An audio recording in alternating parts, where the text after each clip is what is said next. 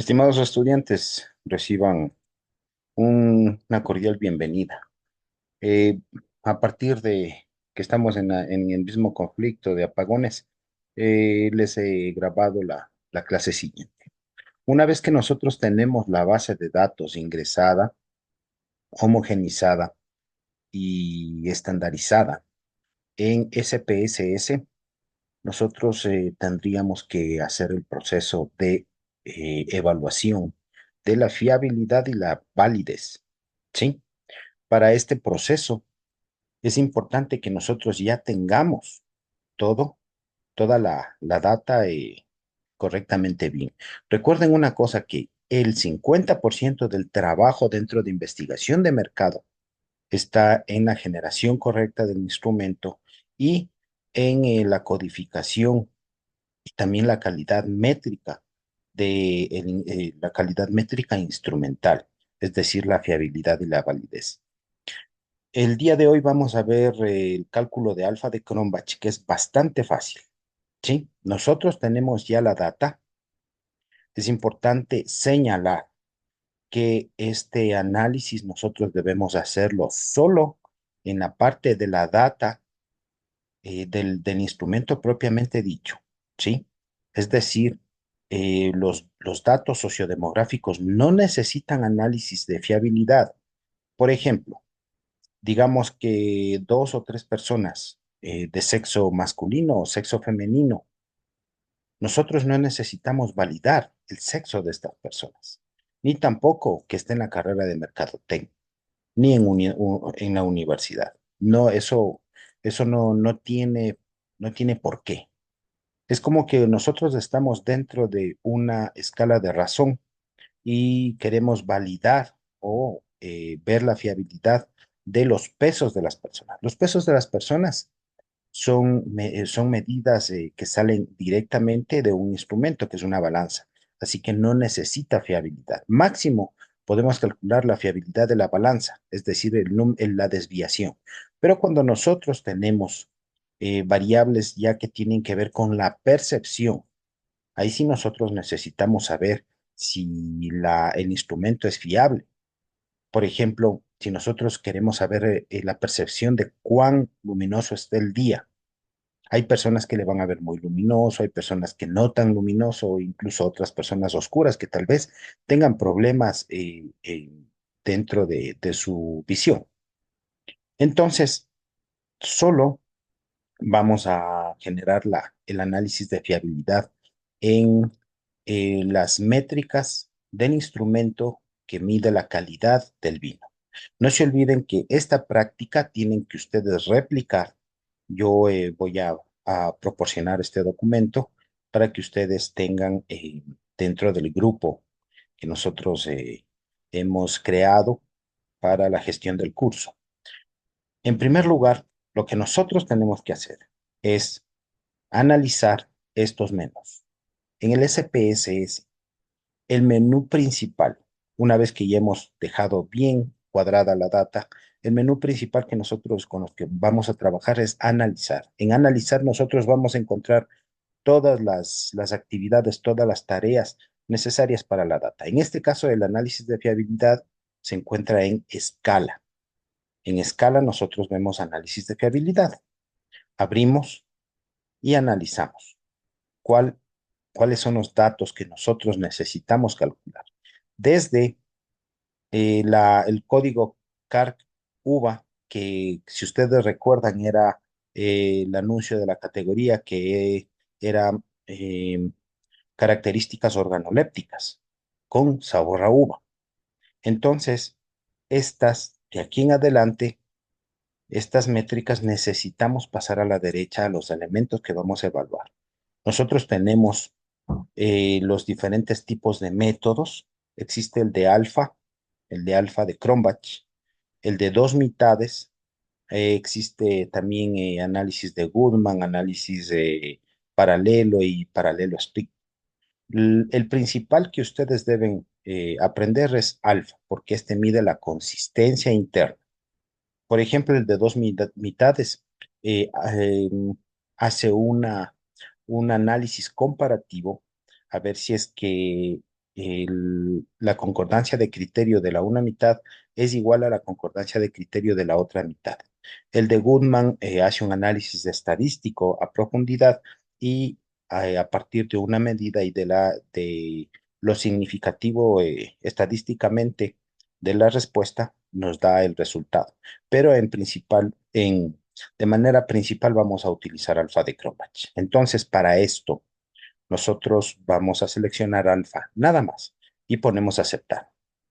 Nos sale esta ventana de resultados y ahí nosotros vamos a fijarnos que estén los 25, los 25 elementos, ¿sí? Y en este tenemos un alfa de 0,88. Eso significa que sí es aceptable. Pasado el punto 7 es aceptable. Es decir, que el error máximo admitido en el alfa de Cronbach es el 30%. Es decir, que el alfa debe salir 0,7 para arriba, ¿sí? Una vez que nosotros tenemos este análisis, nos vamos ya del análisis de fiabilidad al análisis de validez. Para el análisis de validez, nosotros, como recuerdan en clases pasadas, la diferencia de análisis de fiabilidad y de validez. La fiabilidad era la precisión con la que mide el instrumento. Es como cuando nosotros nos subimos a la balanza. Yo, digamos que peso 100 libras y me sale una medida de 98 libras, tendría un 2% de desviación, es decir, un 2% de error. La fiabilidad de esa balanza sería el 98%. Eso es fiabilidad, precisión.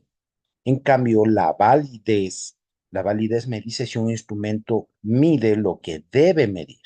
Por ejemplo, como les decía en el ejemplo en clases, yo no puedo subirme en una balanza para medir mi altura o yo no puedo utilizar un flexómetro, lo que mide longitud, para medir mi temperatura, ¿sí?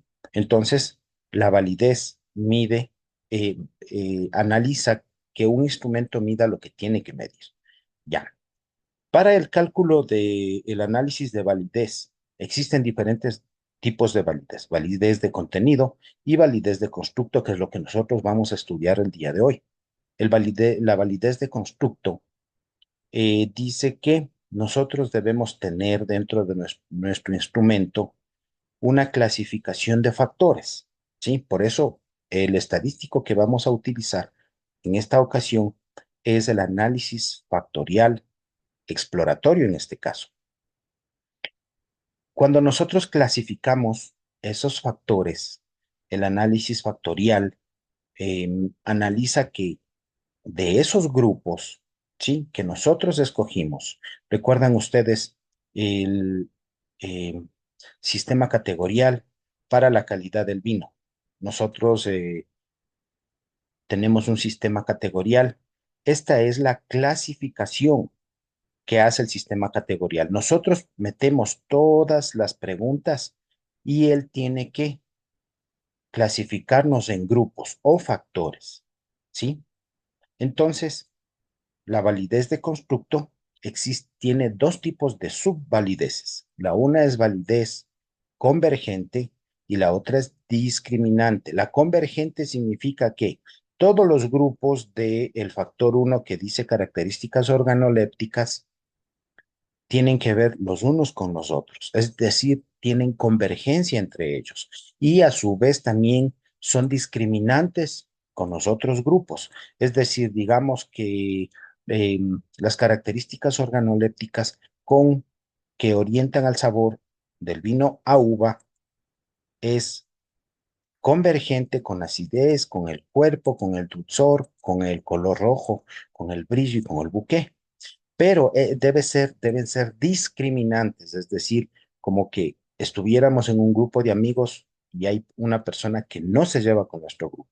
Este es nuestro grupo de amigos y este sería otro grupo. La discriminación o discriminancia estadística es que los de este grupo no se lleven con los de este grupo, ¿sí?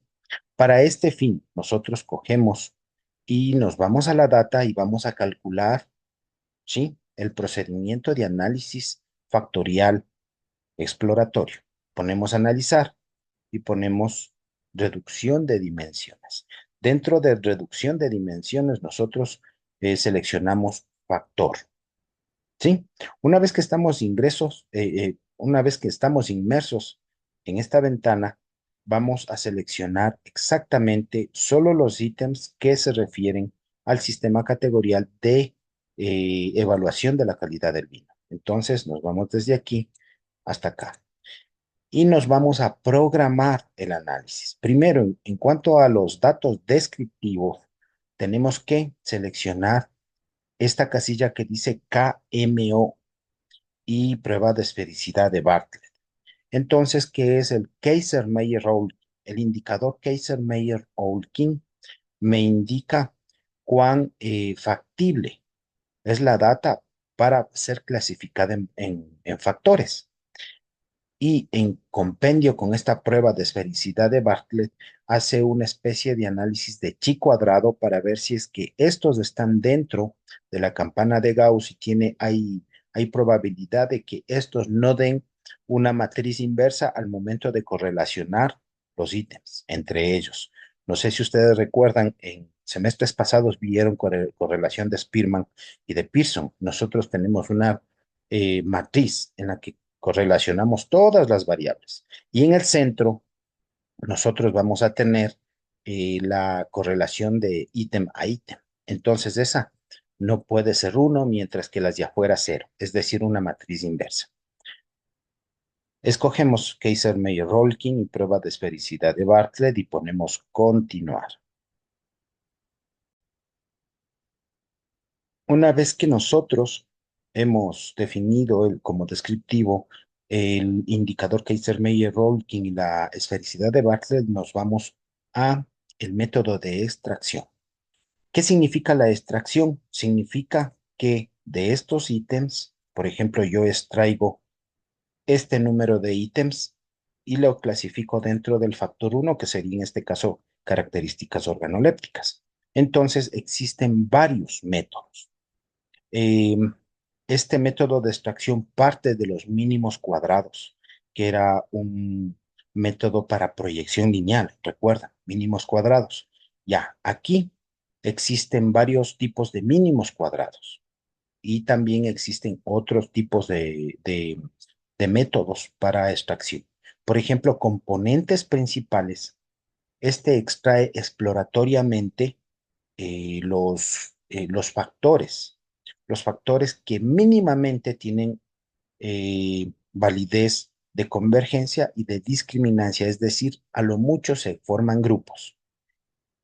Y el otro que es importante que ustedes entiendan es el de máxima verosimilitud. El de máxima verosimilitud es el procedimiento más fuerte, más robusto, ¿sí?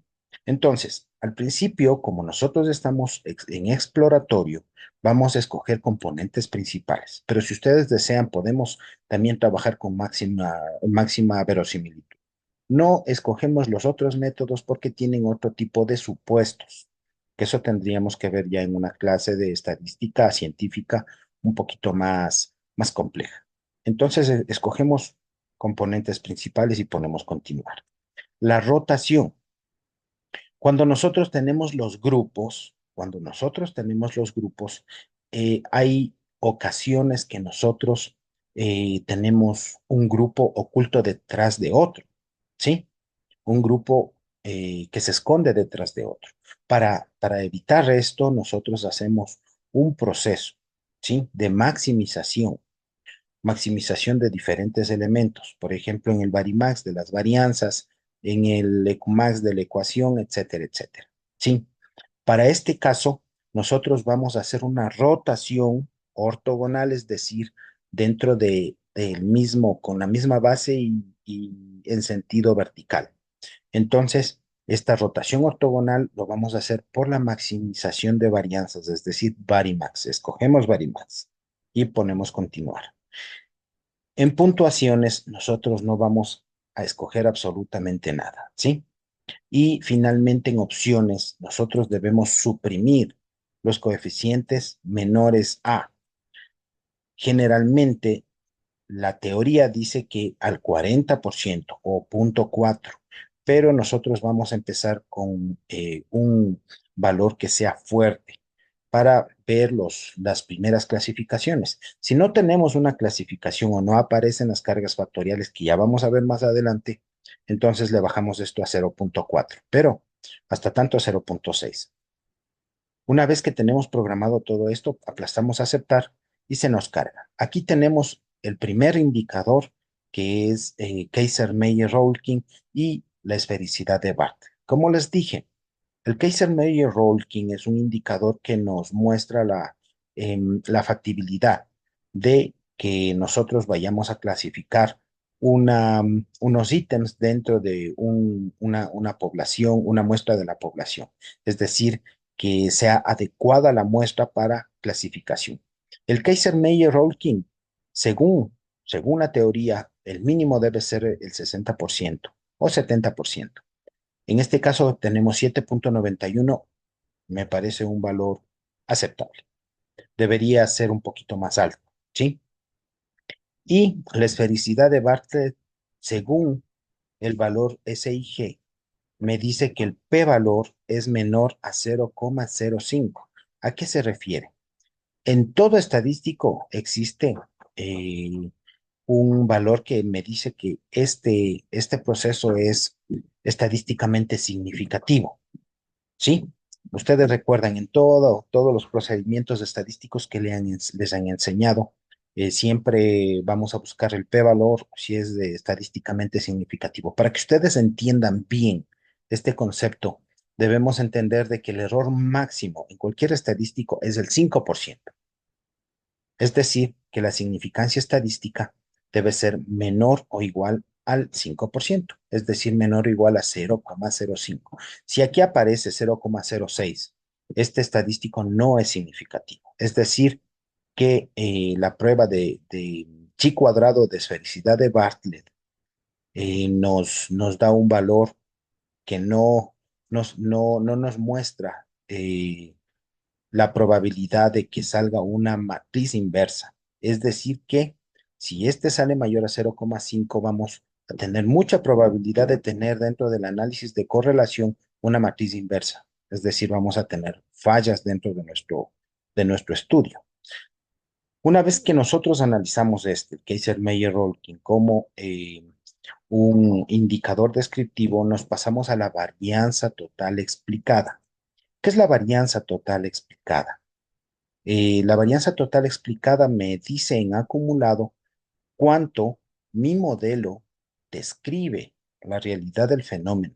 Es decir, por ejemplo, este instrumento describe el 63%. Si nosotros nos damos cuenta, cuando tenemos 7 factores o 7 componentes, vamos a tener un 63%. En esta parte estamos un 63% de explicación del modelo de calidad del vino, ¿sí? Entonces, está bien. La teoría dice que el valor mínimo de explicación debe ser del 60% y está bastante bien. Y si nosotros nos damos cuenta, a priori teníamos más o menos cinco elementos. Tendríamos que nosotros analizar porque hay una subclasificación por ahí. Continuando, continuando con el análisis. Lo que me interesa después es la matriz de clasificación. Esta matriz es la matriz que nosotros obtuvimos a priori antes de rotar. ¿Recuerdan la rotación Varimax? Es para que podamos ver esta clasificación de factores, ¿sí? Esta como no es rotada, no aparecen elementos. En cambio, aquí en la matriz rotada ya vemos que tenemos una aparición de elementos, que podemos ver a priori que tenemos una clasificación, ¿sí? Esto significa que, según el criterio de la población estudiada, las características organolépticas y características de acidez no se clasifican dentro del factor. Eso dice la realidad de la población. Ahora, vamos nosotros a analizar esta data, pero vamos a volver a hacer el análisis de factor y vamos, en este caso, a poner ya un número específico de grupos. En este punto, nosotros teníamos un número, un número de factores X. Aquí le ponemos los factores a extraer 5 y vamos a ver qué pasa. En la extracción también vamos a poner verosimilitud, ¿sí? Obviamente que para ustedes, hasta el momento, ustedes ya pueden decir que hicieron el análisis de validez y que estamos haciendo en el análisis factorial. Entonces, hemos cambiado aquí los factores a extraer 5, como nosotros tenemos en la teoría, y máxima verosimilitud. Vamos a continuar y vamos a ver qué es lo que pasa con el experimento. Nosotros tenemos 5 grupos, ¿sí? Si se dan cuenta, ustedes está explicando el 54%, ¿sí? Y en este factor tenemos una clasificación más baja. Tendríamos que en el próximo análisis bajar las opciones de valor, del valor de la carga factorial al 40%. Con 40% mínimo de extracción, tendríamos una clasificación de este tipo, ¿sí? Entonces, hasta aquí hemos hecho el análisis factorial y el análisis de validez.